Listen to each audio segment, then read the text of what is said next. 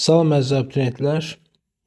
Dövlət İmtahan Mərkəzi tərəfindən Abituriyent 1 jurnalında coğrafiya fənni üzrə təqdim edilmiş sual nümunələrinin izahlarını təqdim edirik.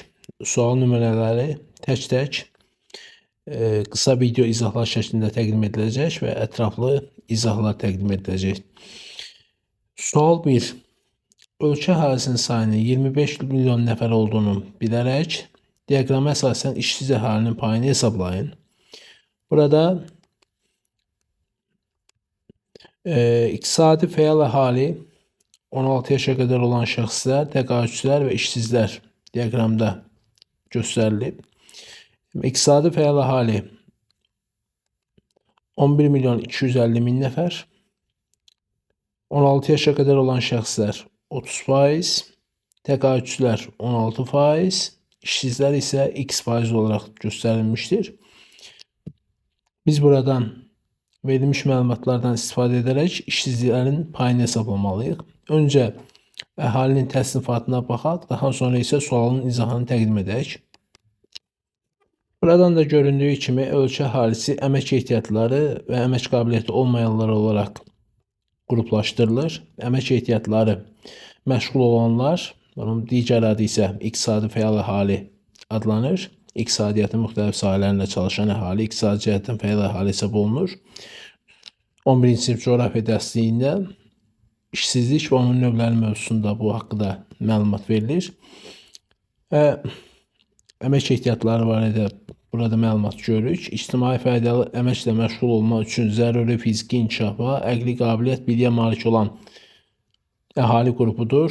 11-ci sinif coğrafiya dərsliyi əmək ehtiyatlarının əsas göstəriciləri və əmək qabiliyyəti olmayan şəxslər, 16 yaşa qədər olan şəxslər və 65 yaşdan çox yaşı olan şəxslər və o cümlədən xüsusi təyinatlı müəssisələrdə olanlar və işləməyən təqaüdçülər bu qrupa təşkil edir.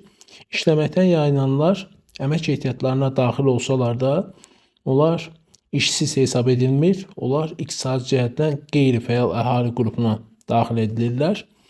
İşsizlik ölkənin müəyyən əmək haqqı müqabilində çalışmaq istəyən, lakin iş yeri tapa bilməyən əhalisi mövcud haldır və qeyd olunur ki, bütün ölkələrdə mövcuddur. Bu hal işsizliyin növləri friksion, struktur və dövrə olmaqla 3 növü var. Bu haqda 11-ci sinif coğrafiya dərsliyində ətraflı məlumat var. İndi isə sualımızın izahına baxaq. Biz az öncə diaqramda verilmiş məlumatları qeyd etdik.